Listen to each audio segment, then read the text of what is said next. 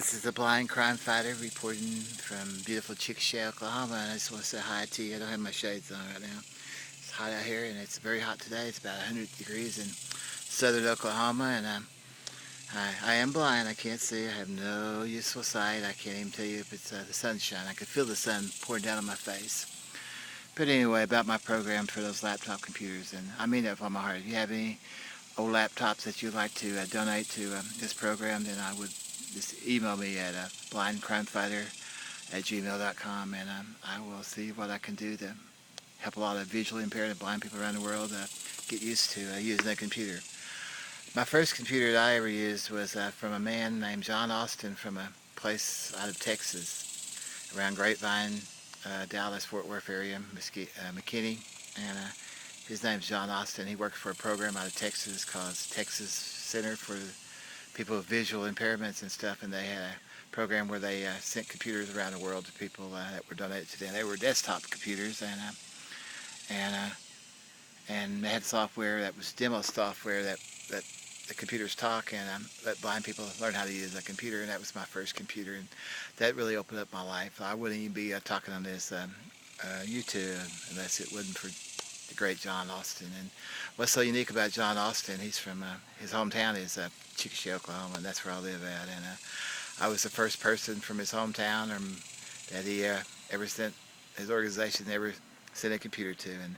And there's a park over here, used to be named after John Austin because his family used to have a dairy, and the Technology Center used to be his family's dairy, and they donated the land for the Votech to the Votech, and that used to be where the dairy was. There used to be a park there, and I think they kind of dishonored his family by, I don't think the park's even named after the Austin family anymore, but that's sad in itself.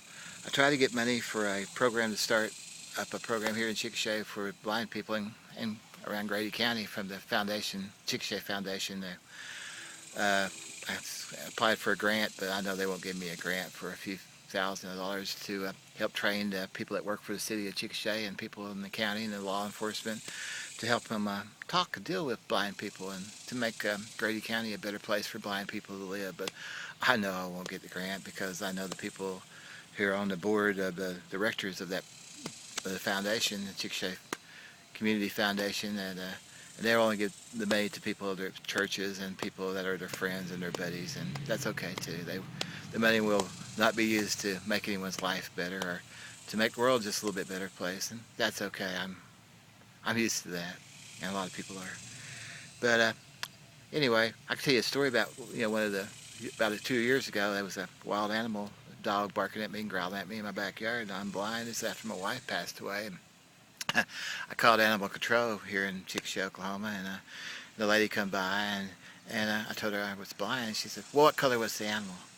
And I said, "I cannot see the color. I'm blind." And she kept insisting me to tell her what color the animal was, and I know she was probably laughing at me because I'm blind.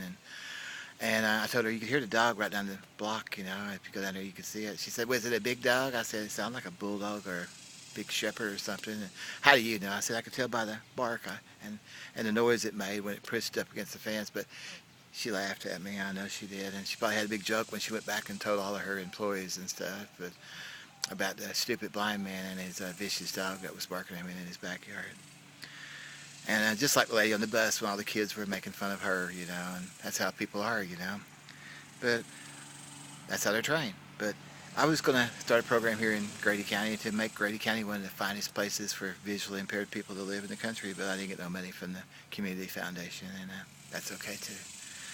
But anyway, I hope you enjoyed my song I sung this morning. I'm not a very good singer, and it's hard to sing and play the guitar.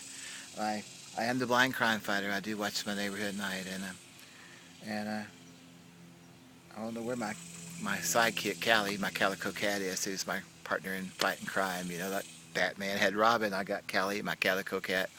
She's a beautiful cat.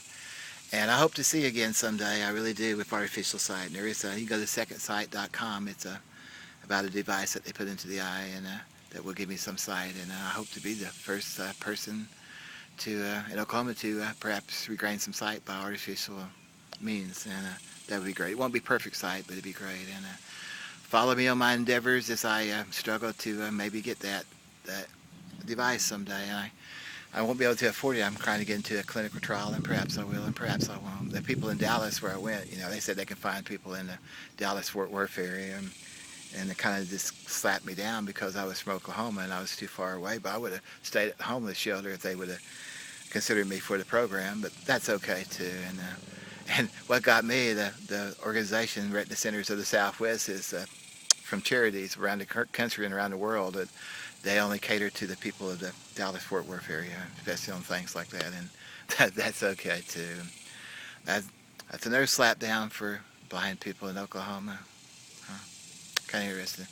I have a beautiful friend named Carolyn in Hatesville, Georgia, right outside of Atlanta, about 3 miles from the airport, and a little bitty, right in the heart of Atlanta area, and a very beautiful lady, and I want to say hi to her and her family and all her friends, and everybody who sees this video is like, Carolyn, that guy in Oklahoma, Mark, the blind crime fighter, you're just too pretty for him, and that's okay too. And I want to say hi to everybody, love and peace from beautiful rolling hills of southern Oklahoma, and believe me, it's one of the most beautiful places in the world to live, and I hope to see the landscape again someday, and perhaps go to the big light display here they have here in Chickasha, Oklahoma, the Festival of Lights. I used to see, I seen it a little bit when they first put it up years ago, and I lost my sight from RP, and now I can't see the lights at all, and it'd be kind of neat to see the lights again, and maybe a lot of people who are blind can see the lights, because it's not just for me. If I can regain sight, it would be for lots of people to regain sight. That's why I volunteer for a clinical trial too, because my life is great, believe me, and I try to be happy, and not try to be, I am happy. I'm happier than most people who see, but love and peace from beautiful Chickasha, Oklahoma, and this is a blind crime fighter, and I'll keep you updated. Bye-bye.